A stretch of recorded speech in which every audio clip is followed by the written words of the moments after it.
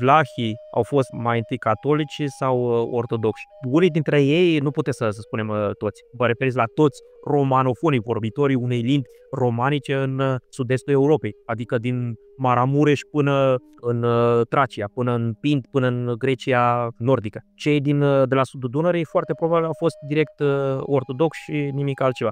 Cei de la Dunării, da, mulți dintre ei foarte probabil au fost mai întâi în area de influență a structurilor ecleziale catolice. Atenție cum formulez, că nu putem să spunem strict au fost catolici sau aia, pentru că până în secolul 13-14 nu exista o separare clară și chiar și mai târziu între catolici și ortodoxi. Oamenii se știau că sunt creștini și cam atâta, nu prea îi interesau. Deci erau foarte permisivi să treacă dintr-o parte în alta. Criticile și înfierarea asta împotriva celălalt vin mai degrabă din mediile de sus și nu din viața asta cotidiană și interacțiunea între unii și alții. Și de asta nu putem să spunem că unii erau catolici și unii erau ortodoxi, însă putem să spunem că unele comunități au fost dependente de structurile ecleziatice, dependente de Roma și altele de Constantinopol.